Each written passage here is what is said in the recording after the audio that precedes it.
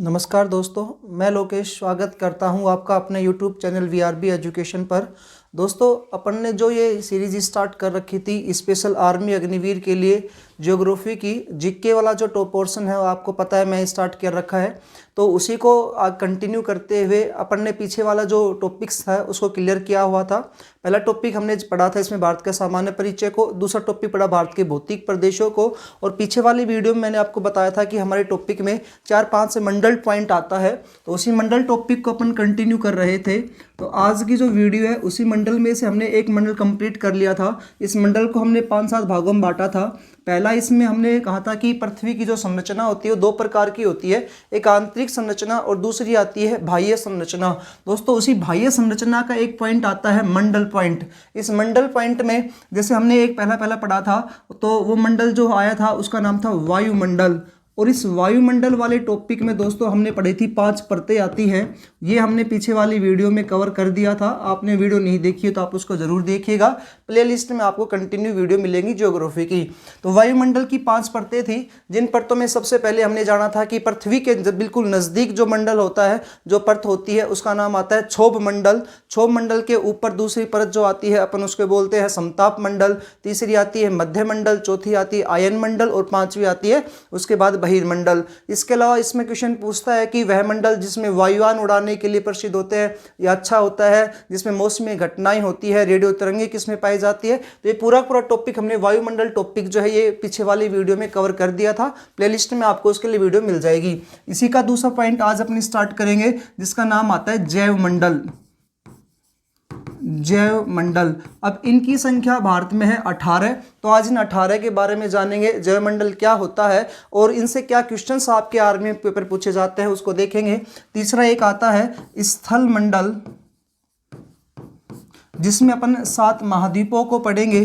Fourth point आता है इसमें दोस्तों जल मंडल, जिसमें अपन 5 महासागरों के बारे में जानेंगे।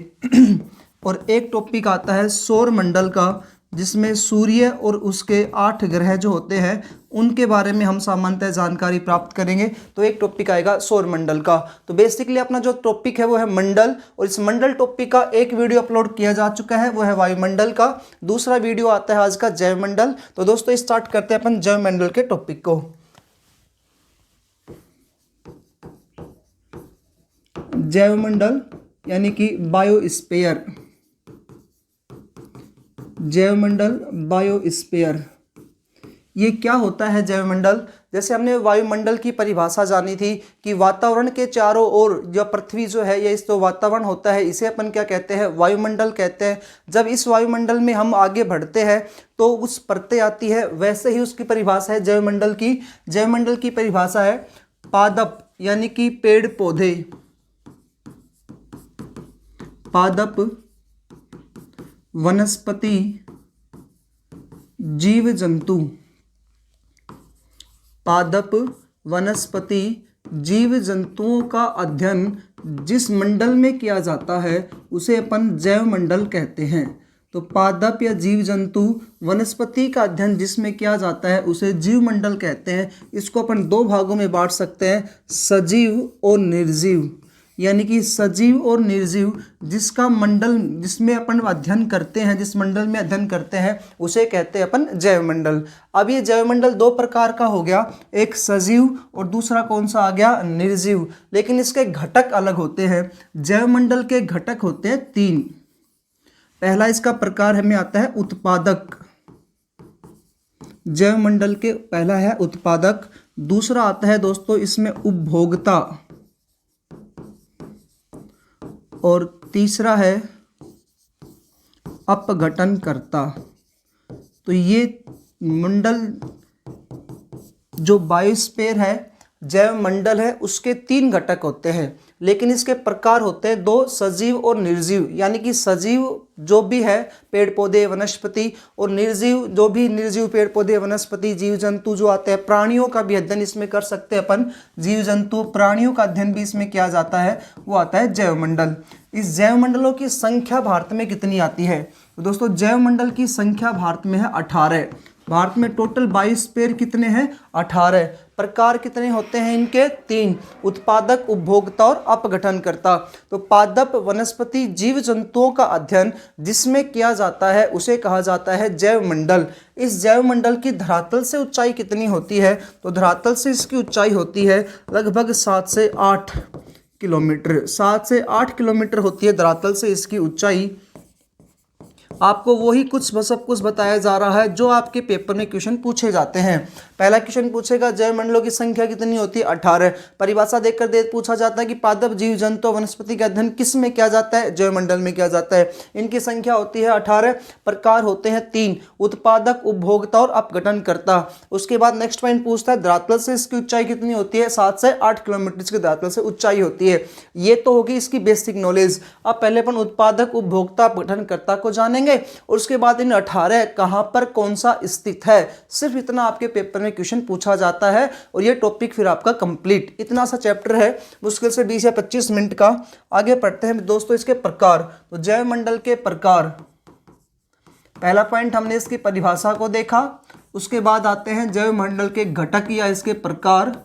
सजीव, निर्जीव का जो अध्ययन किया जाता है वो जैव मंडल होता है। तो इसके 3 प्रकार होते हैं। इसकी परिभाषा में से क्वेश्चन पूछे जाते हैं, इसके प्रकार की परिभाषा में से भी दोस्तों क्वेश्चन पूछे जाते हैं। पहला पॉइंट आता है इसका, कौन सा है भाई? अभी पढ़ा था, उत्पादक। उत्पादक, ये उत्पादक की क्या परिभाषा है सुनिएगा। ये कह रहा है कि इसमें जितने भी वनस्पति, पेड़ पौधे जो आते हैं ना, जो सूर्य से अपनी ऊर्जा प्राप्त करके और कार्बोहाइड्रेट्स का निर्माण करते हैं, उन्हें उत्पादक कहा जाता है। परिभाषा एक बार लिखता हूं, अच्छे समझ में आएगी आपको। तो वे सभी पादप या वे वनस्पति जो इसमें आएंगे जो सूर्य से ऊर्जा प्राप्त करेंगे। तो पॉइंट क्या है उत्पादक की परिभाषा? वे जीव जंतु या पादप, वनस्पति जो सूर्य से प्राप्त ऊर्जा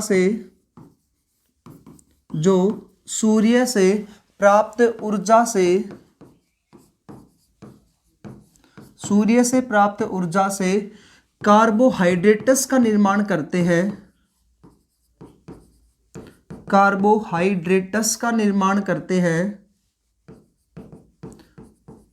उन्हें उत्पादक कहा जाता है।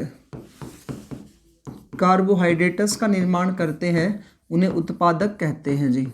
तो उत्पादक की परिभाषा हमारे सामने आ गई कि सूर्य है, सूर्य से ऊर्जा प्राप्त करेंगे, ऊर्जा प्राप्त होने के बाद यानी कि सूर्य से ऊर्जा प्राप्त करें, उनसे कार्बोहाइड्रेट्स का निर्माण किया, फिर उनको मतलब कि भोजन कैसे मिला? तो कार्बोहाइड्रेट्स उनको क्या प्राप्त हुआ जी? भोजन प्राप्त हुआ। तो उत्पादक जो हो गए ये उनकी परिभाषा हो गई आपकी, क्लियर है जी। दूसरा पॉइंट आता है इसमें उपभोक्ता। बड़ा इजी सा पॉइंट है, थोड़ा सा ध्यान समझोगे अच्छे से याद हो जाएगा आपको। उपभोक्ता क्या कहता है कि वे जीव जंतु जो उत्पादक से अपना भोजन ग्रहण करते हैं, वे जीव जंतु जो उत्पादक से अपना भोजन ग्रहण करते हैं उन्हें उपभोक्ता कहते हैं। वे जीव जंतु जो उत्पादक से अपना भोजन ग्रहण करते हैं, वे जीव जंतु जो उत्पादक से अपना भोजन ग्रहण करते हैं उन्हें उत्पादक कहा जाता है। तो ये उत्पादक की परिभाषा हो गई। मतलब कि उपभोक्ता वो होगा जो किससे भोजन करेगा? उत्पादक को से भोजन करेगा। यानी कि ये तो सूर्य से प्राप्त ऊर्जा से कार्बोहाइड्रेट्स का निर्माण करेंगे, उनसे इनको भोजन प्राप्त होता है उत्पादक को। तो लेकिन उपभोक्ता किससे भोजन प्राप्त करता है? उत्पादक से भोजन ग्रहण करता है। ठीक है भाई। इसके बाद इस उपभोक्ता के 3 प्रकार होते हैं। इसके 3 प्रकार है। एक है प्रथम श्रेणी, इनकी परिभाषा भी पूछी जाती है पेपर में। प्रथम श्रेणी, द्वितीय श्रेणी और तृतीय श्रेणी। थोड़ा सा ध्यान से समझिएगा। उपभोक्ता के 3 प्रकार आते हैं। पहला है प्रथम श्रेणी। ये पॉइंट कहता है कि इसकी सेम टू सेम परिभाषा है क्योंकि ये इसी का ही भाग है। तो वे जीव जंतु जो उत्पादक से अपना भोजन ग्रहण करते हैं, वे जीव जंतु जो उत्पादक से अपना भोजन ग्रहण करते हैं उन्हें अपन प्रथम श्रेणी का उपभोक्ता कहते हैं। और इनमें यानी कि वे जीव जंतु आते हैं जो केवल जो केवल शाकाहारी भोजन करते हैं। तो जैसे करके आप यहाँ पे लिख सकते हो शाकाहारी, तो इनमें केवल कौन आते हैं? शाकाहारी, यानी कि पेड़ पौधे वगैरह इनको खाने वाले, फल फ्रूट खाने वाले आते हैं इसमें भाई, ठीक है। ये क्वेश्चन इंपॉर्टेंट है।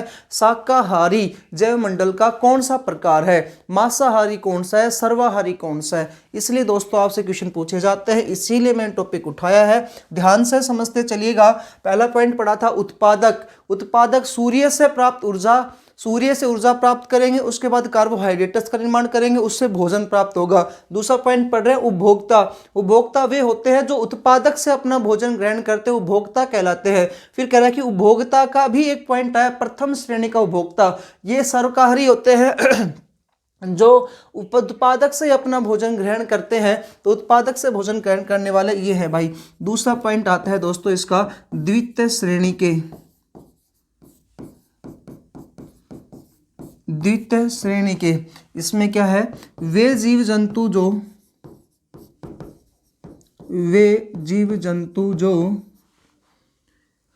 अब प्रथम श्रेणी किससे भोजन ग्रहण करेंगे? प्रथम श्रेणी के उपभोक्ता से। वे जीव जंतु जो प्रथम श्रेणी के उपभोक्ता से भोजन ग्रहण करते हैं, प्रथम श्रेणी के उपभोक्ता से भोजन ग्रहण करते हैं। अब एक बात बताओ, ऊपर वाले थे शाकाहारी, अब ये लोग क्या करते हैं? इन शाकाहारी लोगों को खाते हैं। यानी कि जो जीव जंतु जैसे कि भैंस है, गाय है, बैल है, शेर है, या जैसे अपन हाथी है, घोड़ा है, तो ये लोग इनका भोजन कैसे प्राप्त करते हैं? एक पॉइंट समझते चलिएगा। उत्पादक जो है ये पेड़ पौधे आगे सारे के सारे इसमें, ठीक है भाई। सूर्य से ऊर्जा प्राप्त करेंगे, कार्बोहाइड्रेट्स का निर्माण करेंगे, भोजन प्राप्त करेंगे, आगे बढ़ते जाएंगे। ये तो हो गया उत्पादक। उपभोक्ता में प्रथम श्रेणी आया, ये उपभोक्ता वाले वो जीव जंतु होते हैं, यानी कि घोड़ा ही है, जैसे कि एग्जांपल देकर दे रहा हूं। ये घोड़ा क्या करता है? इन पेड़ पौधों को खा करके अपना जीवन यापन करता है, घास वगैरह खाकर अपना जीवन यापन करता है। द्वितीय श्रेणी वाले कौन होते हैं? ये वो होते हैं जो इस प्रथम श्रेणी के उपभोक्ता को समाप्त कर देते हैं। तो जाहिर सी बात है, घोड़े को खाने वाले हैं, व्यक्ति खाते हैं भाई, या कोई शेर खा रहा है, तो वो कैसे आ गए? मांसाहारी। तो दोस्तों इसमें कौन आते हैं? जैसे करके लिख रहे हैं अपन मांसाहारी, इसमें आते हैं ये मांसाहारी, ठीक है जी। पहला है शाकाहारी, दूसरा है मांसाहारी। इसी का तीसरी श्रेणी आगे देखता है केवल स्लाइड में। उपभोक्ता की तीसरी श्रेणी कहती है, इसी की तीसरी श्रेणी आ रही तो तृतीय श्रेणी। तृतीय श्रेणी ये क्या है भाई? सुनिएगा इसकी परिभाषा। वे जीव जंतु जो, वे जीव जंतु जो द्वितीय श्रेणी, द्वितीय और प्रथम दोनों को खाने वाले हैं। तो प्रथम व द्वितीय श्रेणी से अपना भोजन ग्रहण करते हैं, से अपना भोजन ग्रहण करते हैं। पॉइंट अब आपको समझ में आ गया होगा कि इनकी परिभाषा क्या कहती है। अगर परिभाषा समझ में आई तो आप आराम से इनमें कर सकते हो। जैसे देखकर पूछेगा शाकाहारी कौन से हैं, मांसाहारी कौन से हैं, और दोस्तों एक आता है सर्वाहारी, जो भोजन वगैरह भी खाते हैं, पेड़ के पत्ते फूल वगैरह भी खाते हैं, इसके अलावा मांस भी खाते हैं भाई। तो शाकाहारी भी और सर्वाहारी भी। एग्जाम्पल देकर समझा रहा हूँ, ध्यान से पॉइंट समझिएगा। दोबारा से एक बार फिर से रिकॉल करता हूँ इस पॉइंट को मैं। देखिएगा टॉपिक जो अपना था वो मंडल टॉपिक था, ठीक है। मैंने कहा आपको पीछे वाली वीडियो में बताया था कि दो प्रकार की संरचना होती है पृथ्वी की, यानी कि पृथ्वी की दो प्रकार की संरचना होती है। इस पृथ्वी की दो प्रकार संरचना को दो भागों में बांट दिया। एक आंतरिक संरचना होती है दोस्तों, और एक होती है बाह्य संरचना। आंतरिक संरचना में तो ये तीन प्रकार की होती है, उसमें आपने पढ़ा भी होगा। एक होता है क्रस्ट, एक होता है मेंटल, और एक होता है दोस्तों कोर। क्रस्ट, मेंटल, कोर, ये तीन प्रकार की पृथ्वी के नीचे की आंतरिक संरचना होती है। ये मान लो कि पृथ्वी का धरातल है, इस पृथ्वी के धरातल के नीचे की जो संरचना है उसको कितने भागों में बांटा गया? तीन। इसी प्रकार से पृथ्वी के ऊपर के जो होते हैं ना, उसको कितने भागों में बांटते हैं अपन? ये 5 भागों में, 4 या 5 भागों में इसको विभाजित कर रखा है। कौन कौन से आते हैं दोस्तों? दूसरी आती है बाह्य संरचना। तो पृथ्वी की संरचना दो प्रकार की है, पृथ्वी की संरचना कितने प्रकार की होती है? 2 प्रकार की। एक तो होती है आंतरिक संरचना और दूसरी आती है दोस्तों इसमें बाह्य संरचना। जो बाह्य जो संरचना है उसमें अपन ने इसके 5 पॉइंट बना रखे हैं। कौन कौन से 5 पॉइंट? तो पहला आता है इसमें, जैसे अपन ने कहा वायुमंडल। अब वायुमंडल में 5 परतें आती हैं, वो टॉपिक अपन पढ़ते हैं इसमें, और मैंने आपको ये पूरी वीडियो डाल रखी है, पीछे वाली क्लास जरूर देखिएगा आप। दूसरा एक अपन लेते हैं इसमें सौर मंडल को। सौर मंडल जो होता है दोस्तों, इसमें सूर्य और उसके ग्रहों के बारे में चर्चा की जाती है। तो जितने भी ग्रह होते हैं उन ग्रहों, 8 ग्रह हैं तो उन 8 ग्रहों के बारे में चर्चा करेंगे इस टॉपिक में अपन। और इनसे सूर्य ग्रहण, चंद्र ग्रहण, अमावस्या, पूर्णिमा, इनसे बहुत सारे क्वेश्चन पूछ जाते हैं आपके पेपर में। नीला ग्रह कौन सा है, सबसे छोटा ग्रह कौन सा है, पृथ्वी के सबसे नजदीक कौन सा है, लाल ग्रह किसे कहा जाता है, ऐसे क्वेश्चन आपके पेपर में पूछे जाएंगे। तो उस टॉपिक को मैं सौर मंडल में क्लियर करूंगा। तीसरा आता है दोस्तों स्थल मंडल। इस स्थल मंडल के अंतर्गत 7 महाद्वीप अपने से पेपर में पूछेगा, उन 7 महाद्वीपों से रिलेटेड आपको वीडियो दी जाएगी। चौथा पॉइंट आता है दोस्तों इसमें जल मंडल, और जल मंडल में अपन 5 महासागर के बारे में अध्ययन करेंगे। तो 5 महासागर है, उनमें सबसे बड़ा, सबसे छोटा, 5 में 7 महाद्वीप में सबसे बड़ा, सबसे छोटा, इनमें पाए जाने वाला ऊंचा शिखर, सबसे बड़ा देश, इस प्रकार से क्वेश्चन पूछता है। और 5वां पॉइंट दोस्तों इसमें आता है जैव मंडल का। वही टॉपिक मैंने स्टार्ट कर रखा है। जैव मंडल भारत में कितने आते हैं? 18 आते हैं। यही आपका टॉपिक है। इसी टॉपिक को इस प्रकार की पृथ्वी संरचना को 2 भागों में बांट कर विभाजित किया जाता है। आंतरिक संरचना पृथ्वी के नीचे की, बाह्य संरचना पृथ्वी के ऊपर की। तो ये संरचना है भाई। उसके बाद मैंने पढ़ा है जैव मंडल। जैव मंडल, या इसको आप इंग्लिश में क्या बोलते हैं? बायोस्फीयर। ये जो जैव मंडल बायोस्फीयर है ना, इसकी संख्या भारत में कितनी आती है? 18। परिभाषा क्या बनी? पादप यानी पेड़ पौधे, वनस्पति और जीव जंतुओं का अध्ययन जिसमें किया जाता है ना, उसे कहा जाता है वायुमंडल यानी बायोस्फीयर या जैव मंडल। ये 2 प्रकार के हो गए, सजीव और निर्जीव। यानी कि किसका अध्ययन करेंगे अपन इसमें? तो सजीव का अध्ययन करेंगे, और दोस्तों किसका अध्ययन करेंगे? निर्जीव का अध्ययन करेंगे। इनके प्रकार हो गए 3, उत्पादक, उपभोक्ता और अपघटनकर्ता। धरातल से इसकी ऊंचाई होती है जैव मंडल की 7 से 8 किलोमीटर धरातल से इसकी ऊंचाई होती है। अब मैंने आपको बताया उत्पादक के बारे में, उपभोक्ता के बारे में, अभी तक 2 ही पढ़े, एक और बचा अपघटनकर्ता। उत्पादक कौन होते हैं? तो ये सारे के सारे पादप, वनस्पति, पेड़ पौधे होते हैं, ठीक है, उत्पादक में आते हैं। अब इन उत्पादक से भोजन कौन ग्रहण करेंगे? तो एग्जाम्पल दे रहा है शाकाहारी। जैसे घोड़ा है वो शाकाहारी होता है, गाय है वो शाकाहारी होती है, वो घास फूस खा करके अपना जीवन यापन करते हैं। तो शाकाहारी में आगे उत्पादक भी, उत्पादक पेड़ पौधे। उपभोक्ता में, उपभोक्ता का भी कौन सा? प्रथम श्रेणी का। उसके बाद जैसे कि शेर है वो घास भी खाता है और मांस भी खाता है, तो वो सर्वाहारी में आ जाएगा। और सिर्फ मांस खाने वाले तो फिर ये मांसाहारी में आ जाएंगे भाई। क्लियर है जी पॉइंट? इस प्रकार से पॉइंट टू पॉइंट समझो। उत्पादक पेड़ पौधे होते हैं, इन पेड़ पौधों से जीवन यापन करने वाला उपभोक्ता होता है। इसी उपभोक्ता का प्रथम श्रेणी वाला भी सेम होता है। इस द्वितीय श्रेणी वाला का भोजन कौन बनते हैं? प्रथम श्रेणी के लोग बनते हैं। और तीसरी जो श्रेणी लिखवाई उसके उपभोक्ता यानी प्रथम और द्वितीय दोनों को जो मार करके पृथ्वी में मिला देते हैं उसे क्या कहा जाता है? तृतीय श्रेणी कहा जाता है, जिसे अपन सर्वाहारी भी कह सकते हैं। तो ये 3 पॉइंट हुए आपके, एक तो प्रथम श्रेणी, दूसरा द्वितीय श्रेणी, और दोस्तों तीसरी कौन सी आती है? तृतीय श्रेणी। उसको मैंने आगे लिख दिया है, तृतीय श्रेणी के बारे में कंटिन्यू कर देते हैं इसको आगे आप डैश डैश। अब एक हो गया उत्पादक, दूसरा आ गया उपभोक्ता। अब तीसरा पॉइंट दोस्तों मैं लिखने जा रहा हूं यहां पर अपघटनकर्ता। तो तीसरा इसका प्रकार होता है, उसका नाम है अपघटनकर्ता। छोटा सा टॉपिक है लेकिन इंपॉर्टेंट है जी। अपघटनकर्ता ये कह रहा है वे जीव जंतु जो उत्पादक और उपभोक्ता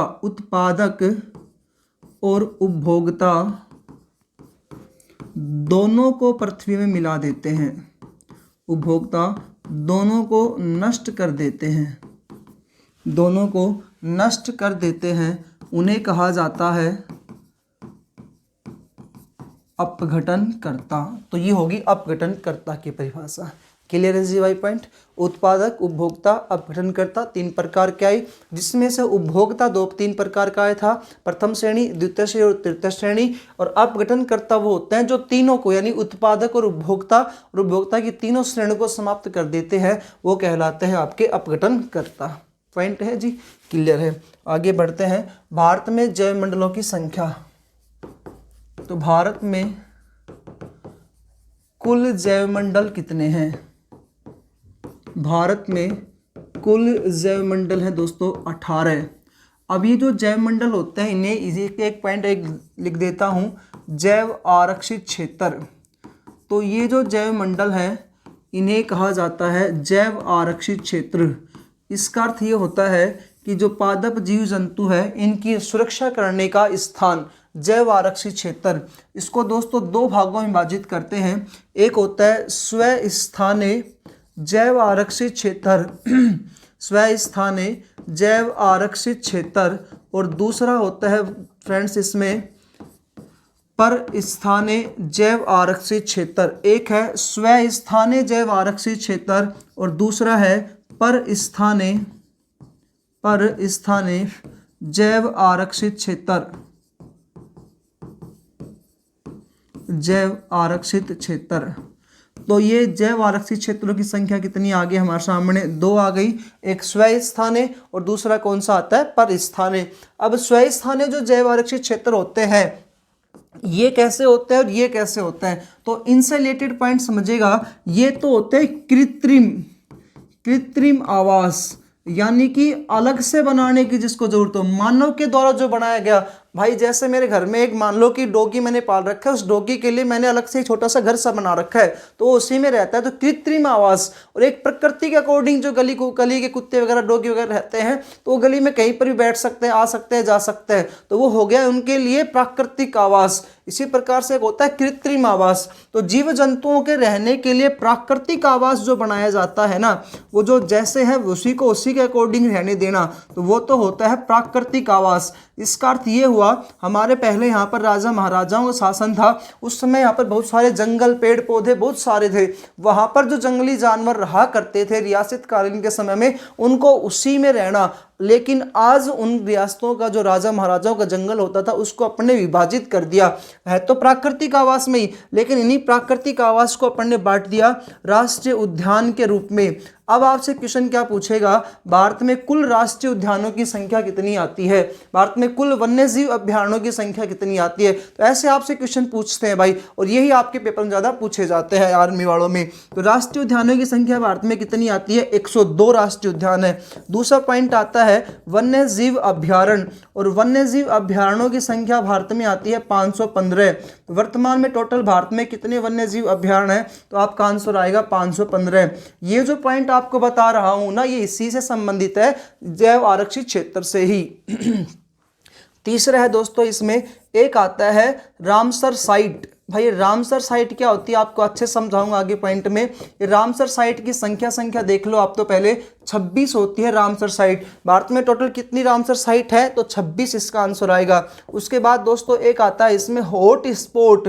भारत में कितने ऐसे भारत में हॉट स्पॉटों की संख्या कितनी है, तो आपका आंसर आएगा 4। कितने हॉट स्पॉट है दोस्तों? 4 हॉट स्पॉट है। और एक है भाई इसमें होप स्पॉट। भारत में कौन सा ऐसा क्षेत्र है जो भविष्य में हमारी होप बनेगा, तो वो है संख्या उनकी 1। कितने होप स्पॉट है, तो क्या आंसर आएगा? 1 होप स्पॉट है। कितने हॉट स्पॉट पूछे तो 4, और होप स्पॉट कितने आते हैं? 1 आते हैं। इनके बारे में थोड़ी सी डिटेल में जाऊंगा क्योंकि आर्मी में पूछता है कि जिम कॉर्बेट कहाँ पर है, राजा जी कहाँ पर है, नंदा देवी कहाँ है, नंगा कहाँ है, तो ऐसे कुछ क्वेश्चन पूछे जाते हैं, तो थोड़ा सा डीपली जाना पड़ेगा इस पॉइंट को लेकर के। और टॉपिक भी आपके राष्ट्रीय उद्यान वन्यजीव अभ्यारण्य इनसे रिलेटेड, तो वो भी आपका क्लियर हो जाएगा।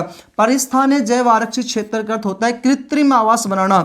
इसमें दोस्तों जैसे एक उद्यान बनाया जाता है तो कृत्रिम उद्यान बना दिया, कृत्रिम बगीचा बनाया गया। दूसरा दोस्तों इसमें अपन इसको जू भी बोल सकते हैं, जू बनाई जाती है, चिड़ियाघर बनाए जाते हैं उन लोगों के बच्चों जानवरों के रहने के लिए, तो ये चिड़ियाघर, कृत्रिम उद्यान वगैरह बनाना, ये आता है आपका परस्थानीय जैव आरक्षित क्षेत्र के अंतर्गत। तो जैव आरक्षित क्षेत्र कितने होते हैं, कितने प्रकार के होते हैं? 2। एक स्वस्थानीय जैव आरक्षित क्षेत्र और दूसरा आता है दोस्तों परिस्थानीय जैव आरक्षित क्षेत्र। स्वस्थानीय जैव आरक्षित क्षेत्र में तो प्राकृतिक आवास में उनके रहने का स्थान, पेड़ पौधे का या अपन कह सकते हैं जीव जंतुओं का रहने का स्थान। लेकिन कृत्रिम आवास बना करके रहने वाला कौन से में आता है, तो आपका आंसर आएगा कि सर परिस्थान में आता है। कृत्रिम उद्यान, जू, चिड़ियाघर वगैरह किस में आते हैं, तो आपका आ जाएगा परिस्थान में। राष्ट्रीय उद्यान, वन्यजीव अभ्यारण्य, hot spot, Ramsar site, hope spot, ये भारत में इनकी संख्या कितनी आती है, तो आपका आंसर आएगा कि सर इनका आंसर क्या होता है, तो ये प्राकृतिक आवास में रहने वाले स्व स्थानिक जैव आरक्षित क्षेत्र होते हैं। इसके अलावा दोस्तों आपसे एक क्वेश्चन पूछा जाता है, वो क्वेश्चन ये है कि जैव मंडल, आपको बता ही रहा हूं कि भारत में जैव मंडल संख्या कितनी आती है, 18। तो ये क्वेश्चन पूछेगा। 102 आते हैं राष्ट्रीय उद्यान, और क्या नाम है 515 वन्यजीव वन, रामसर साइट इतनी है, और जैव मंडल कितने आते हैं, तो जैव मंडल अभी अपन पढ़ेंगे आगे, 18 क्या है भारत में जैव मंडल है। तो इनको कंटिन्यू करते हैं आगे, ठीक है जी। टॉपिक अपना जैव मंडल था, पहले जैव मंडल देख लेते हैं कौन कौन से जैव मंडल है भारत में। तो आपको जब भारत का सामान्य परिचय पढ़ाया था तो मैंने आपको बताया था कि आप छोटे छोटे इस प्रकार से बनाते हुए चले, छोटे डायग्राम बनाओगे ज़्यादा दिमाग में ये स्थायी रूप लेंगे हमारे। अगर आप पूरा बनाने की कोशिश करते हो, फिर इसमें से जब मैं आपको हिमाचल प्रदेश में ये है, पन्ना मध्य प्रदेश में है, तो आप इसको फिर सब कुछ बनाओगे तो फिर थोड़ा डीपली चाहते हो आप लोग। छोटे डायग्राम बनाओ, छोटे से अपने जो भी टॉपिक है उसको एक एक टॉपिक को क्लियर करते चलो, तो अच्छे से कर लेंगे। एक बार अपन यहाँ से मध्य प्रदेश से स्टार्ट करते हैं जी। मध्य प्रदेश में जो अपना 18 है, इन 18 को गिनेंगे अपन कौन सा कहाँ पर स्थित आता है, तो यही अपना पॉइंट है। तो मध्य प्रदेश में दोस्तों एक तो है पन्ना, और एक आता है अचानक मर अमरकंटक। ये हो गए दो, कहाँ पर, मध्य प्रदेश में। मध्य प्रदेश में कितने जैव आरक्षित क्षेत्र है, 2। ज़्यादा इतना इंपॉर्टेंट है पन्ना वाला, तो पता नहीं कितनी बार पेपर्स में क्वेश्चन पूछा गया है, पन्ना जैव आरक्षित क्षेत्र कहाँ पर है, तो क्या आंसर आएगा आपका मध्य प्रदेश का। दूसरा पॉइंट देखते हैं दोस्तों गुजरात में, और गुजरात में जो जैव आरक्षित क्षेत्र है उसका नाम आता है कच्छ का रण। कच्छ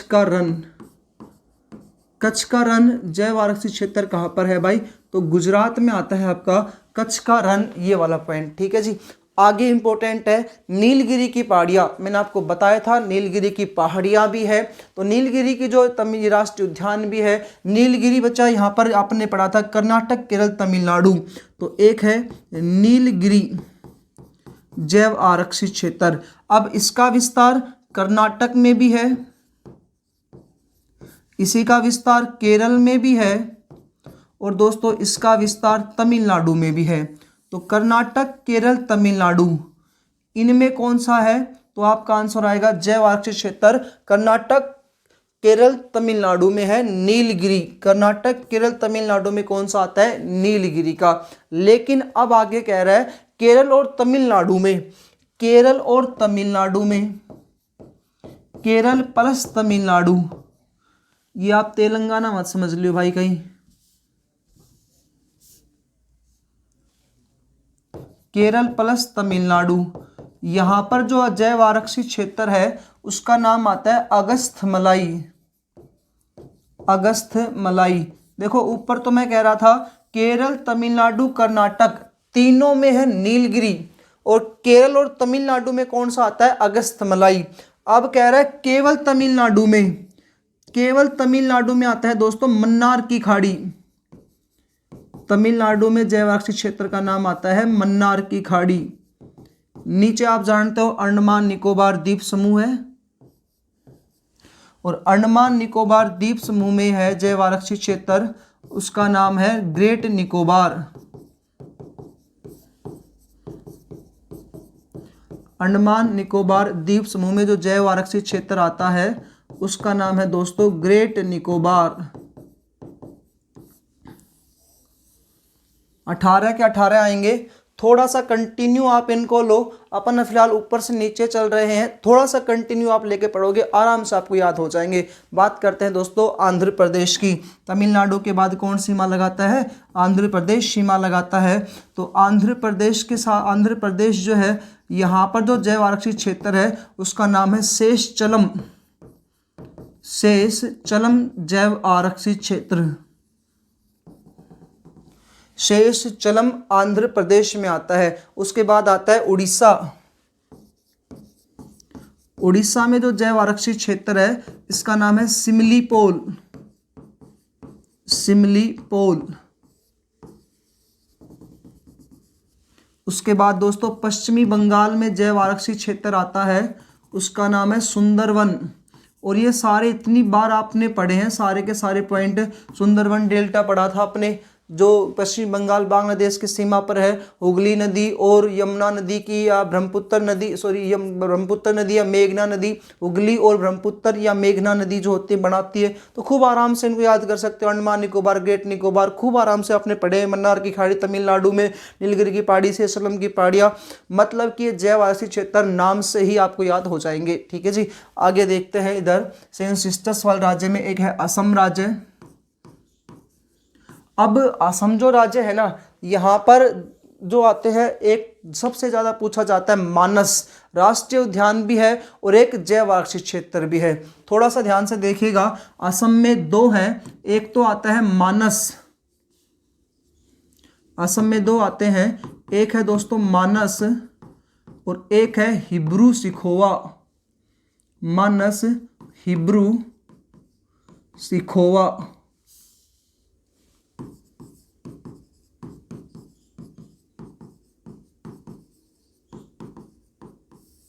हिब्रू सिखोवा, ये कहाँ पे आते हैं? असम में। असम के बाद आता है मेघालय राज्य। मेघालय राज्य में जैव आरक्षित क्षेत्र, उसका नाम आता है नोकरेक। नोकरेक।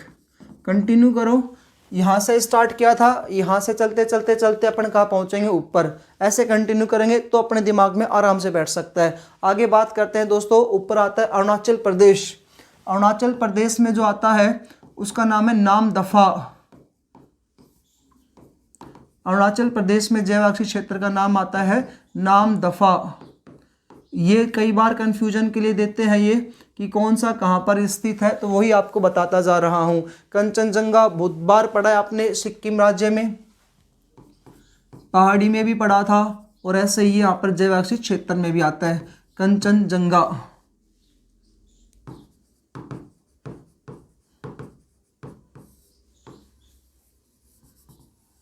इधर बात करें उत्तराखंड की। उत्तराखंड में दो जैव आरक्षित क्षेत्र आते हैं, एक का नाम है नंदा देवी। कितनी बार पढ़ा नंदा देवी की पहाड़ी आपने। उसके अलावा दूसरा पॉइंट आता है इसमें फूलों की घाटी। कितनी बार आया था फूलों की घाटी? हिमालय पर्वतमाला में पढ़ा था आपने। यानी कि जो बेसिक तरीके से हमारी क्लासेस कंटिन्यू ले रहा है ना, जब मैंने आपको दक्षिण का प्रायद्वीप पठारी प्रदेश पढ़ाया, जब मैंने आपको नदी तंत्र पढ़ाया, जब मैंने आपको जो भी टॉपिक पढ़ाते चला हूँ कंटिन्यू, जो ज्योग्राफी की क्लासेस, भारत का सामान्य परिचय, भारत के भौतिक प्रदेश, जिसने कंटिन्यू क्लास लिए ना, उनके दिमाग में जैव मंडल खूब आराम से याद हो सकता है जी। अगला पॉइंट आता है दोस्तों, लास्ट है इसमें अपना, यहाँ पे बच गया हिमाचल प्रदेश। और हिमाचल प्रदेश में जो नाम है उसका नाम है फोल्ड डेजर्ट। हिमाचल प्रदेश में जो है इसका नाम है फोल्ड डेजर्ट। तो दोस्तों ये अपने 18 क्या हो गए कंप्लीट जैव आरक्षित क्षेत्र, जो कहाँ पर आते हैं? भारत में आते हैं। एक मैप बना करके इनको याद करोगे, दिमाग में खूब आराम से बैठ सकते हैं जी। ठीक है, तो मैंने आपको बताया, एक तो होता है स्वस्थाने और दूसरा कौन सा आता है दोस्तों इसमें? पर स्थाने। स्वस्थाने जो आया था वो हमने जाना कि इस प्रकार से आता है। स्वस्थाने का प्राकृतिक आवास बना करके रखना, और परिस्थाने का यह आया था कृत्रिम आवास बना के रखना। इनकी कोई संख्या निश्चित नहीं होती है, शहरों वगैरह में होते हैं ये। प्राकृतिक आवास में मैंने एक टॉपिक कंप्लीट कर दिया दोस्तों आपका जैव मंडल का, जिसमें कितने आते हैं? 18। अब कंटिन्यू इनको यहाँ पर ये भी बता देता हूँ, देखिएगा कुछ एक पॉइंट है ये। होप स्पॉट, भारत में कितने होप स्पॉट है? एक। चलो आगे ही लेते हैं स्लाइड पे इनको। होप स्पॉट भारत में कितने आते हैं? तो एक होप स्पॉट है भारत में। होप स्पॉट कितने आते हैं जी? तो एक है। और एक है वो कौन सा है? ये कह रहा है कि भविष्य में अगर भारत में खाद्यान्न की कमी आएगी, भविष्य में यदि भारत में कभी भी खाद्यान्न की कमी आएगी, तो भारत वाले को होप होना चाहिए, एक आशा स्थल। स्पॉट यानी स्थल, होप यानी आशा स्थल। वो कौन सा आता है? तो है अंडमान निकोबार द्वीप समूह।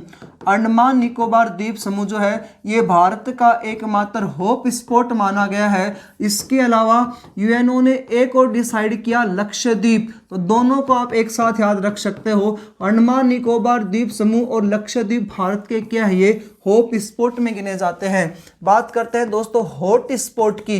वो होप स्पॉट थे और ये है दोस्तों हॉट स्पॉट, जिनकी संख्या कितनी आती है, 4, और चारों में पहला आता है पूर्वी हिमालय। पूर्वी हिमालय आता है पहला पॉइंट इसमें। दूसरा आता है दोस्तों इसमें पश्चिमी घाट। अब ये कहोगे सर ये क्या क्या है पश्चिमी घाट, पूर्वी हिमालय, हमें तो समझ में नहीं आ रहा। तो भाई आपको पीछे वाली वीडियोस देखनी पड़ेंगी। दक्षिण के प्रायद्वीप पठारी प्रदेश की पूर्वी तट की, पश्चिमी तट की, तो पश्चिमी घाट या पश्चिमी तट भी बोल सकते हैं अपन इसको। तीसरा पॉइंट आता है दोस्तों इसमें सिंधु नदी। अब सिंधु नदी वाला भी हॉट स्पॉट में गिना जाता है। और एक लास्ट आता है दोस्तों इसमें ब्रह्मपुत्र नदी। तो ये 4 क्या है भारत के हॉट स्पॉट है। और हॉट स्पॉट कितने आया था, एक अंडमान निकोबार द्वीप समूह लक्षद्वीप को। अगला आता है दोस्तों रामसर साइट। ये रामसर साइट जो होती है उनको सुनिएगा, तो ईरान में एक देश है, ईरान एक देश है। उस ईरान देश जो है ना, इसका एक स्थान है जिसका नाम आता है रामसर। ये रामसर एक दलदली भूमि है। रामसर क्या है, एक दलदली भूमि है। तो उसी जहां जहां पर अब दलदली भूमि आती है ना, उसी को क्या कहा जाता है, तो उसे रामसर नाम दे दिया गया। ईरान देश के रामसर शहर, ईरान देश का रामसर शहर, ईरान देश का रामसर शहर एक दलदली भूमि वाला क्षेत्र है। दलदली भूमि वाला क्षेत्र है। भाई दलदली भूमि जो होती है, इसमें अगर आदमी चला जाता है तो उसकी मृत्यु हो जाती है, क्योंकि मिट्टी उसको नीचे की ओर लेके जाती है ना, या कोई पशु चला जाता है तो उसकी मृत्यु निश्चित है। एक दलदली भूमि वाला क्षेत्र है। इसी के नाम पर भारत में भी इसका नाम क्या रख रखा है, रामसर साइट। तो क्वेश्चन आपसे पूछेगा भारत में कुल रामसर साइट की संख्या कितनी आती है, 26। अपने काम का है पहला और 26वां, तो टोटल संख्या 26 है। पहला जो बना था वो चिल्का झील, तो पहला रामसर साइट किसको बनाया गया है, चिल्का झील जो उड़ीसा में है, वो पहला रामसर साइट के रूप में घोषित किया गया। और दूसरा आता है दोस्तों इसमें 26वें नंबर का, उसका नाम है नल सरोवर। नल सरोवर ये गुजरात में। तो थोड़ा सा ध्यान दीजिएगा, रामसर साइट की संख्या कितनी होती है, 26 होती है। रामसर साइट क्या होते हैं, तो दलदली भूमि वाला जो क्षेत्र होता है उसे रामसर साइट कहा जाता है। भारत में कुल रामसर साइट की संख्या 26 आती है। पहली चिल्का झील था और 26वां कौन बना है, नल सरोवर गुजरात बना है। तो हमने आपको देखिएगा ये बता चुका हूं आपको मैं कि 18 जैव आरक्षित क्षेत्र हो गए। ये पॉइंट क्लियर कर दिया, हॉट स्पॉट कर दिए, हॉट स्पॉट कर दिए, रामसर साइट कर दी। अब राष्ट्रीय उद्यान वन्यजीव अभ्यारण्यों में से ये बहुत ज़्यादा है, लेकिन जो जो आपके पेपर में पूछे जाते हैं सिर्फ वही आपके सामने लेकर के आऊँगा। तो ये 5-7 नाम हैं, या 10, 15, 20, 25 जो भी नाम है आपके सामने, वो ज़रूर इनको देखिएगा आप, क्योंकि इनसे आपका बेसिक क्लियर होगा। तो कुछ राष्ट्रीय उद्यान है उनके बारे में अपन बात करते हैं। अब दोस्तों सबसे पहला राष्ट्रीय उद्यान हेमिस राष्ट्रीय उद्यान की बात करेंगे, या जिम कॉर्बेट की हेमिस सबसे बड़ा आता है। जिम कॉर्बेट सबसे पहला राष्ट्रीय उद्यान बना था, तो वहीं से अपन स्टार्ट करते हैं जी। पहले बात करते हैं यूके के राष्ट्रीय उद्यान, यानी कि उत्तराखंड के राष्ट्रीय उद्यान, या वन्यजीव अभ्यारण्य भी इसमें है भाई। ये पॉइंट बस वो है जो आपके पेपर में पूछे जाते हैं। तो भारत का पहला राष्ट्रीय उद्यान कौन सा बना था, जिम कॉर्बेट। जिम कॉर्बेट यह भारत का कैसा राष्ट्रीय उद्यान है, तो भारत का पहला राष्ट्रीय उद्यान है। बस इतना याद रखना है आपको, कहाँ पर स्थित है और यह कैसा उद्यान है। तो पहला है भारत का राष्ट्रीय उद्यान, ठीक है जी। ये क्या होता है कि राष्ट्रीय उद्यान ये जो होते हैं ना, ये राष्ट्रीय उद्यान केंद्र सरकार के कंट्रोल में आते हैं, और वन्यजीव अभ्यारण्य जो होते हैं राज्य सरकार के कंट्रोल में आते हैं। राज्य सरकार इसमें अनुमति दे सकती है, तो पशुचारण किया जा सकता है, पेड़ों काटा जा सकता है। लेकिन राष्ट्रीय उद्यान वो होते हैं जिनमें ना तो पशु चराने की अनुमति दी जाती है, ना पेड़ों कटाई करने की अनुमति दी जाती है। और ना ही जो राष्ट्रीय उद्यान होता है इनमें प्राकृतिक या जो लोगों के लिए रहने के लिए आवास नहीं बनाया जा सकते, मानवीय आवास नहीं हो सकता है। लेकिन वन्यजीव अभ्यारण्य में वहाँ पर मानवीय आवास हो सकता है। तो जिम कॉर्बेट भारत का प्रथम राष्ट्रीय उद्यान है उत्तराखंड में। बहुत बार पूछता है आपसे राजाजी कहाँ पर है, तो ये भी उत्तराखंड में है। नंदा देवी कहाँ पर है, ये भी उत्तराखंड में है। ऐसे क्वेश्चन मिलेंगे भाई। गंगोत्री राष्ट्रीय उद्यान कहाँ पे आता है, तो ये भी उत्तराखंड में आता है। तो उत्तराखंड वाले जो राष्ट्रीय उद्यान है वन्य जीव अभ्यारण्य से जो क्वेश्चन पूछते हैं इस प्रकार से आते हैं, इनके नाम देगा आपके पेपर में। और फिर आता है दोस्तों यमुनोत्री। तो गंगोत्री, यमुनोत्री, नंदा देवी, राजाजी, जिम कॉर्बेट, ये सारे कहाँ पर आते हैं, आपके उत्तराखंड में आते हैं। अगला बात करते हैं जम्मू कश्मीर राज्य में, सॉरी यूटी में। जम्मू कश्मीर जो यूटी है इसमें आते हैं हेमिस राष्ट्रीय उद्यान। यह भारत का सबसे बड़ा राष्ट्रीय उद्यान है। कुछ विशेषताएं जो आती जाएंगी वो देखते चलेंगे अपन। हेमिस, यह है भारत का, वो सबसे पहले बना था और यह भारत का सबसे बड़ा राष्ट्रीय उद्यान है। यह भारत का सबसे बड़ा राष्ट्रीय उद्यान है।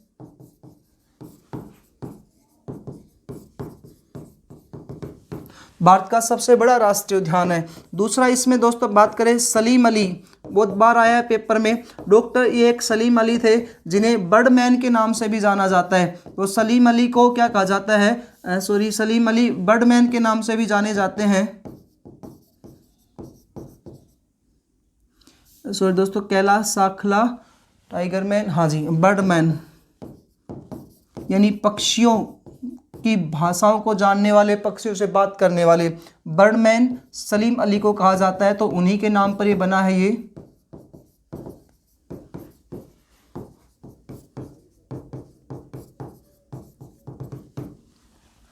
उसके बाद एक आता है दाची गामा। तो ये हो गए आपके 3 जम्मू कश्मीर के। उत्तराखंड का जिम कॉर्बेट, नंदा देवी, गंगोत्री, यमुनोत्री, राजाजी, दाचिगामा, सलीम अली और हिमिस, ये कहाँ पे आते हैं, जम्मू कश्मीर के आते हैं। उसके बाद बिहार के में आते हैं एक विक्रमशिला और एक आता है दोस्तों यहाँ पे गंगेश डॉल्फिन को संरक्षण दिया गया इसलिए इंपॉर्टेंट आता है, और एक वाल्मीकि। तो अगला पॉइंट आता है बिहार में। बिहार में एक है दोस्तों विक्रमशिला।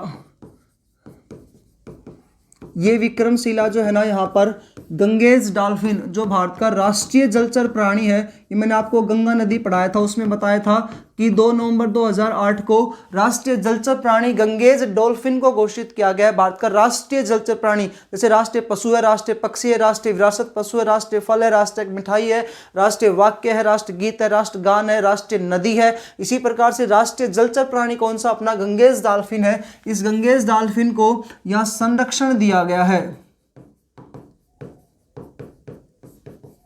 गंगेश डॉल्फिन को संरक्षण दिया गया, यानी कि इनकी रक्षा की जाती है।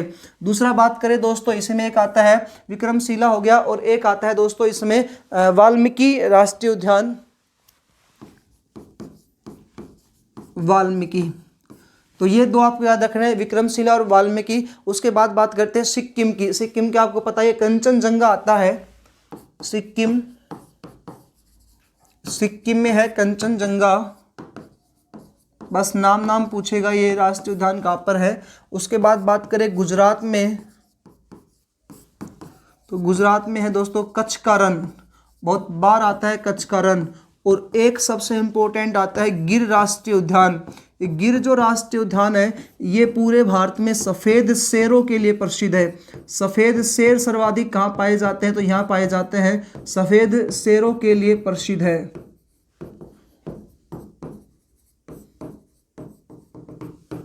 बात करें अपन राजस्थान की, तो राजस्थान में दोस्तों 3 राष्ट्रीय उद्यान आते हैं, जिसमें से कुछ इंपॉर्टेंट देखें तो अपन जैसे आपने एक सुना होगा सरिस्का वन्य जीव अभ्यारण्य अलवर में आता है। यह भारत का एकमात्र सबसे छोटा टाइगर घर कहा जाता है, सबसे टाइगर रिजर्व पार्क है जो यहाँ पर आता है। और एक बात करूँ नागार्जुन सागर जो आंध्र प्रदेश में आएगा, यह भारत का सबसे बड़ा टाइगर पार्क आता है ना जी, टाइगर रिजर्व पार्क है।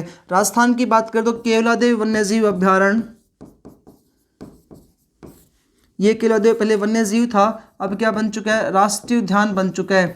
और यहाँ पर पक्षियों की शरणस्थली कहा जाता है इसे केवलादेव, ये भरतपुर जिले में आता है। केवलादेव हो गया। एक सरिस्का वन्य जीव अभ्यारण्य बहुत बार पेपरों में आया है, ये राजस्थान के अलवर जिले में आता है। एक दोस्तों इसमें आपको याद रखना है, जहाँ पर ग्रेट इंडियन ब्रस्ट जो नामक ग्रेट इंडियन ब्रस्ट नाम का एक पक्षी होता है, उसे संरक्षण दिया गया है। और ये कुछ पॉइंट आपको देखिएगा, केवलादेव का, सरिस्का का है। आगे आते हैं राजस्थान के बाद अपन हरियाणा में। हरियाणा का सबसे ज़्यादा इम्पोर्टेंट है, एक है सुल्तानपुरा, सुल्तानपुर। उत्तर प्रदेश की बात करें तो दोस्तों दुधवा राष्ट्रीय उद्यान, इतनी बार पेपरों में आया है दुधवा का नाम तो ना जाने कितनी बार। दुधवा तो सबसे ज़्यादा पूछा जाता है, दुधवा कहाँ पर है, दुधवा कहाँ पर है, दुधवा कहाँ पर है, तो यूपी में दूध पीना है जी, ठीक है। आगे देखते हैं, सबसे ज़्यादा जो राष्ट्रीय उद्यान या वन्यजीव अभ्यारण्य आते हैं वो कौन से राज्य में आते हैं, एमपी में। तो भारत में सबसे ज़्यादा राष्ट्रीय उद्यान या वन्यजीव अभ्यारण्यों की संख्या कहाँ पर है, सबसे ज़्यादा राष्ट्रीय उद्यान या वन्यजीव अभ्यारण्य कहाँ पर है, तो एमपी में है, मध्य प्रदेश में है। इसे टाइगर, एमपी जो है ना जी, इसे कहा जाता है, एमपी जो है इसे अपन कह सकते हैं कि ये जो राष्ट्रीय उद्यान जो है एमपी जो है इसे टाइगर स्टेट, टाइगर के लिए जब जाना जाता है तो टाइगर स्टेट भी कहा जाता है, एमपी को टाइगर स्टेट भी कहते हैं।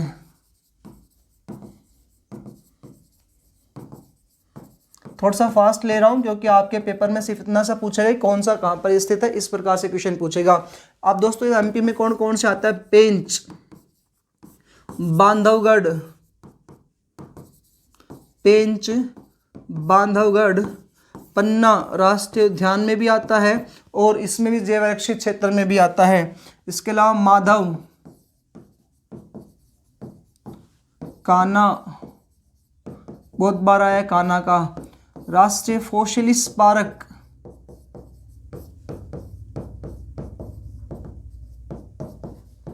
राष्ट्रीय फोसिलिस पार्क। जो दोस्त जुड़ रहे हो कंटिन्यू नोट्स बनाएंगे, नोट्स बना करके इनको लिखेंगे, बस आपका काम इतना सा इनको लिखना और जो राज्य हैं उनके अकॉर्डिंग इनके नाम लिखते चलना है। असम, असम का पहला आता है मानस, ये राष्ट्रीय उद्यान भी है और जैव आरक्षित क्षेत्र में भी अभी पढ़ा था हमने, हिब्रू सिखोवा, दोनों ही हमने जैव आरक्षित क्षेत्र में भी पढ़े थे और यहाँ पर भी पढ़ रहे हैं, ठीक है जी। सिक्किम, सिक्किम का आता है कंचनजंगा, मेघालय नोकरेक,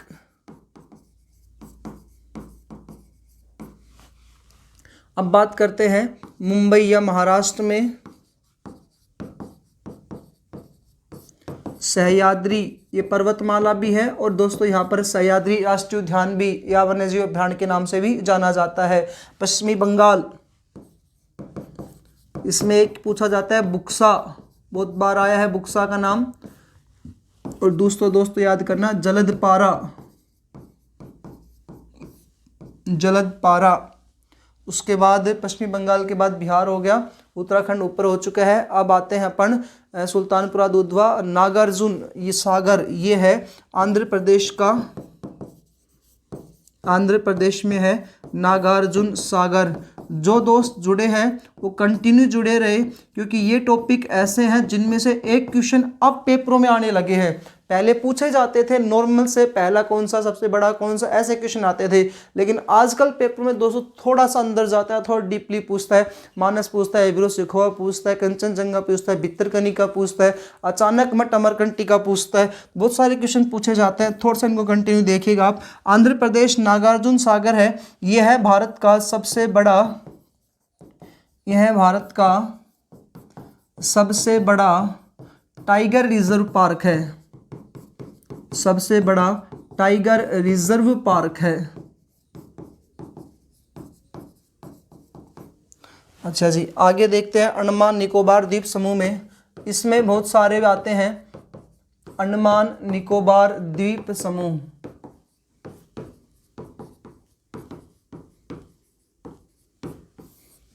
पहला इन महात्मा गांधी मेरीन,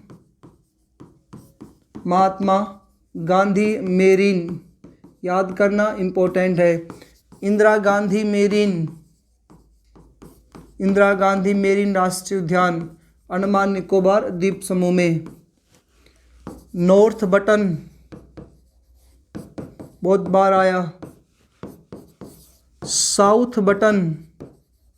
अब देखो मैंने आपको पहले बताया था भारत का सबसे बड़ा राष्ट्रीय उद्यान हेमिस, यह है भारत का सबसे छोटा राष्ट्रीय उद्यान, भारत का सबसे छोटा राष्ट्रीय उद्यान है हेमिस। भारत का सबसे छोटा राष्ट्रीय उद्यान है हेमिस, सॉरी बड़ा हेमिस, और सबसे छोटा साउथ बटन। एक दोस्तों याद करना है इसमें middle button, north button, middle button, south button. इसके अलावा इंदिरा गांधी मेरीन, महात्मा गांधी मेरीन बहुत बार पूछे जाते हैं। केरल की बात करें तो केरल राज्य में केरल है पेरियार, इतना आया है पेपर में, वो केरल का है पेरियार, पेरियार, और एक है साइलेंट वैली, पेरियार, और दूसरा आता है साइलेंट वैली। अब इनके बारे में थोड़ा डीपली इसलिए नहीं जा रहा क्योंकि आपके पेपर में सिर्फ नाम पूछता है कौन सा कहाँ पर स्थित है। एक आता है दोस्तों अरुणाचल प्रदेश, आंध्र प्रदेश का तो हो चुका है, अभी बताया था नागार्जुन सागर। अरुणाचल प्रदेश का आता है नामदफा, नामदफा। उड़ीसा की बात करें तो इम्पोर्टेंट आता है भितरकनिका, भितरकनिका, सिमलीपोल, भितरकनिका, सिमलीपोल, और तीसरा आता है चिल्का। तो दोस्तों ये आपको कुछ राष्ट्रीय उद्यान और वन्यजीव अभ्यारण्य याद करने हैं, संबंधित राज्य और उनसे रिलेटेड क्या आता है। और फिर से इस टॉपिक पे दोबारा से आता हूँ मैं आपके सामने। ये जो टॉपिक है ना, इस टॉपिक को मैंने कैसे कवर किया वो समझिएगा। पहला टॉपिक था अपना मंडल टॉपिक। इस मंडल पॉइंट में दोस्तों हमने जाना कि क्या क्या टॉपिक पढ़ने हैं। तो मंडल को 5 भागों में बांटा। इसको पॉइंट जो है इसको अपने आंतरिक संरचना, बाह्य संरचना 2 पॉइंट में आती है। आंतरिक संरचना वाला जो टॉपिक है, ये आंतरिक संरचना पृथ्वी के नीचे वाली होती है जिसको क्रस्ट मेंटल कोर के नाम से जाना जाता है। बाह्य संरचना 5 प्रकार की होती है जिसके अंतर्गत वायुमंडल, जलमंडल, सौरमंडल, और क्या नाम है जैवमंडल, और ये स्थल मंडल के बारे में पढ़ेंगे अपन। उसके बाद दोस्तों हमने आज टॉपिक स्टार्ट किया है जैवमंडल, जिसको कहते हैं बायोस्फीयर। इस बायोस्फीयर के प्रकार होते हैं 3, उत्पादक, उपभोक्ता और अपघटनकर्ता।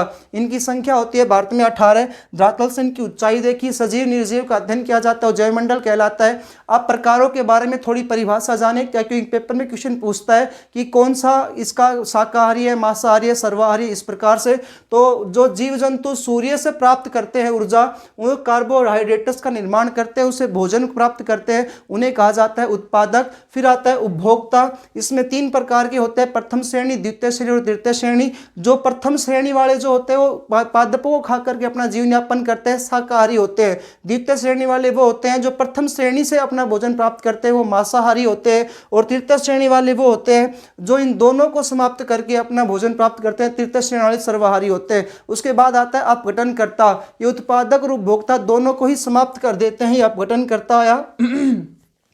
उसके बाद आया जैव मंडलों की संख्या 18। जो जैव मंडल होते हैं, जैवाक्षिक क्षेत्र होते हैं 2 भागों में बांटे, स्वस्थानीय और परिस्थानीय। स्वस्थानीय वाले होते हैं प्राकृतिक आवास में रहने वाले, और परिस्थानीय वाले होते हैं जिनको कृत्रिम आवास बना करके किया गया है। अब इनकी संख्या पूछेगा और इससे रिलेटेड क्वेश्चन पूछता है। भारत में टोटल जैव मंडल कितने आते हैं, तो 18। उन 18 को अपने यहाँ पर लिखा है, 18 के 18 हैं। कौन से राज्य में है, इस प्रकार से पूछता है। ज़्यादा पूछा जाता है पन्ना कहाँ पर है, नंदा देवी, फूलों की घाटी, मानस, नोकरेक, सुंदरवन, नामदफा, ये ज़्यादा पेपर में पूछ जाते हैं। थोड़ा सा डायग्राम बनाए और अच्छे से इसको क्लियर करें। उसके बाद नेक्स्ट पॉइंट पढ़ा हमने हॉट स्पॉट भारत में कितने आते हैं, 1 अंडमान निकोबार वाला और लक्षद्वीप का। उसके बाद आता है हॉट स्पॉट भारत में कितने आते हैं, 4। रामसर साइट कितनी होती है, तो 26 है।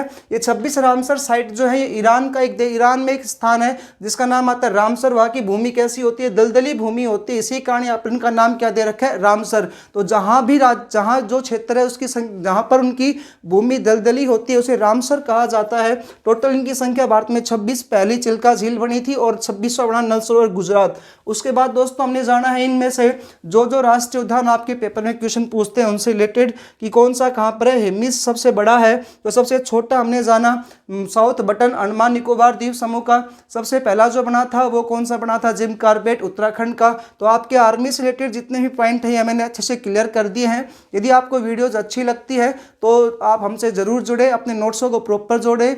और जितने भी दोस्त आपसे जो कहते हैं कि आर्मी की तैयारी कर रहे हैं या अन्य किसी बैच की तैयारी कर रहे हैं तो उनको बताएं कि वीआरबी एजुकेशन है जो अच्छे से तैयारी करवा रहा है। और मैं आपको ये और कहना चाहता हूं कि साथ साथ आप ये टेस्ट सीरीज़ और ज्वाइन करें हमारे वीआरबी एजुकेशन ऐप पर जा करके। यदि दोस्तों वीडियोज अच्छी लगती है तो लाइक करें। मिलते हैं अन्य वीडियो में। जय हिंद, जय भारत।